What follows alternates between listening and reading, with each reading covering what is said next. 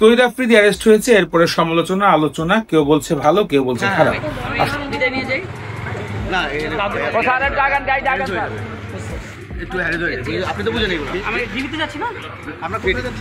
খারাপ আসলে ঘটনাটা কোথা থেকে শুরু হয়েছে তা যদি বিশ্লেষণ করি তাহলে একটা কথা সামনে আসবে, তা হচ্ছে তহিদ আফ্রিদি বাবা দুজনের নামে এসেছে একটা হত্যাকাণ্ডকে ঘিরে। আর এই যে মামলাগুলো হয়েছে, যখন ছাত্র আন্দোলন হয়েছিল তখন ধরেন কোথাও একটা মার্ডার হয়েছে, কোনো জায়গায় একটা মামলা হয়েছে, তখন গণহারে নাম বসানো হয়েছে।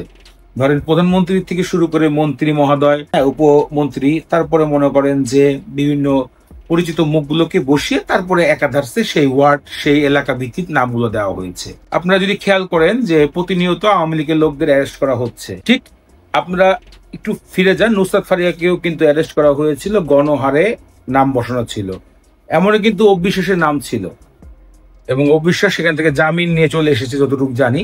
এরকম গণহারের যে মামলার লিস্ট থাকে, তালিকা থাকে, ওইখানেও নাম ছিল তহিদ আফ্রিদির। এবং এই সব মামলায় অ্যারেস্ট হলে আমার এলাকার ভিত্তিতে আমি কিছু কথা বলছি, দেখলাম যে আওয়ামী লীগের কিছু কর্মী আটক হয়েছে, প্রায় 3 মাসে সাজা হয়ে যায়। এবং এগুলো কি ওই লিস্টে যে আওয়ামী লীগ করেছে, আওয়ামী লীগের সম্পর্ক ছিল, তারা আটক হচ্ছে। এরকমই একটা বিষয়ে তহিদ আফ্রিদি আটক হয়েছে। এবার আরেকটা বিষয় বলতে হয়, সাম্প্রতিক সময় প্রবাসী সাংবাদিক ইলিয়াস হোসেন দেখলাম একটা স্ট্যাটাস দিয়ে দিয়েছে যে তহিদ আফ্রিদির স্ত্রী যেহেতু 6 মাসের প্রেগনেন্ট, তো ওইখানে তিনি বলছে যে এটাকে নিয়ে সিম্পলি দেখাবেন না, তহিদ আফ্রিদি আসলে অনেক মানুষকে টর্চার করেছে, যেগুলোকে তিনি একটা ডকুমেন্ট করবে। আসলে ইলিয়াস হোসেনের বিষয়টা কিন্তু আবার একটু অন্যরকম, তিনি অনেক সময় অনেক ধরনের বিষয় কিন্তু গণমাধ্যম ফাঁস করেছে, অনেক ভয়ানক বিষয়গুলো সামনে এসেছে। তো এইটা আসলে ওই নিউজটা দেখার পরে অ্যাকচুয়ালি কথা বলা যাবে যে আসলে তহিদ আফ্রিদি কতটা এই অকারেন্সগুলোর সাথে যুক্ত হয়েছিল।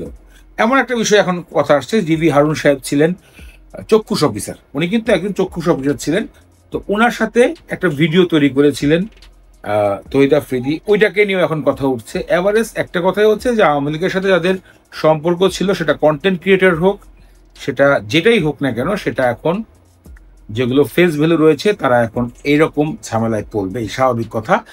এটাই আসলে মূল ব্যাখ্যা। এখন যে যেটা বলুক সেটা আসলে পরবর্তী সময় জানা যাবে এটা সত্য না মিথ্যা। অ্যাকচুয়ালি আমি অনলাইনগুলো ঘেটে এই বিষয়টা সামনে পেলাম যে একটা লম্বা লিস্ট করা হয়েছে যেখানে প্রধানমন্ত্রীর নামও রয়েছে, সেই তালিকার মামলায় তহিদ আফ্রিদি এবং তার বাবার নাম ওই লিস্টে দেওয়া হয়েছে। আপনারা জানেন যে 2 দিন আগে তার বাবা অ্যারেস্ট হয়েছেন মাইটিভি অফিস থেকে, এবং তহিদ আফ্রিদি বরিশালে তাদের কোনো একটা আত্মীয়র বাসায় অ্যারেস্ট হয়েছে।